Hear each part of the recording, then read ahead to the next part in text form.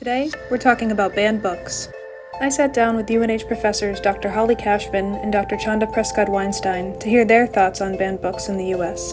If books are being banned, that is an indication that there's something in there that maybe you want to read. We should be putting banned books in little public libraries. Hand out those banned books like candy. Agreed. But with over 2,500 books banned in just the last year, where do you start? I asked Holly just that.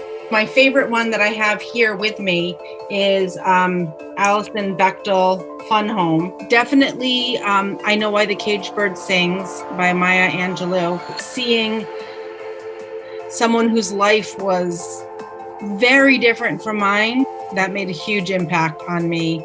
And that is a book that I think frequently gets banned because of sexual content. I just think kids get underestimated a lot and that kids are dealing with all sorts of stuff that show up in these banned books. And I think the students that it ends up hurting the most are the students who have the least access to books outside of the school.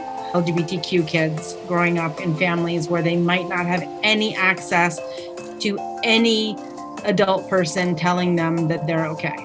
Having information available on content is important. Help all kids be more inclusive and welcoming and open-minded to help them survive. Here were some of Chanda's favorite picks.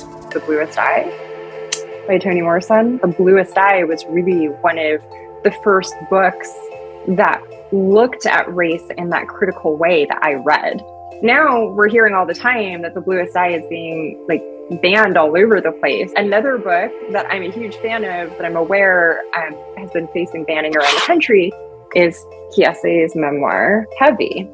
You know, The Bluest Eye and Heavy are being banned for similar reasons. They are books by brilliant Black writers who are completely uncompromising in their critiques of white supremacy and race and racism in the United States. I think that terrifies anyone who doesn't want to reckon with the reality of white supremacy in the United States. The question that I would put to parents is, why is it better for us to hide things from your kids rather than create an environment where the reading happens with contextualization? It's important to be able to comprehend rhetoric that you disagree with.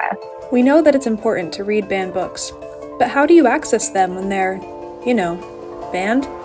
Look for used book sales, look for little free libraries. Librarians are superheroes. Librarians can help provide that guidance to young people to understand, what is it I'm reading?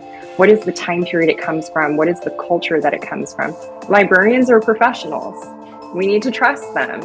When books get banned, it's not just one particular library or one particular town's problem. It's everyone's problem to say, okay, how are we going to get these books there then? Make sure that you vote in local elections.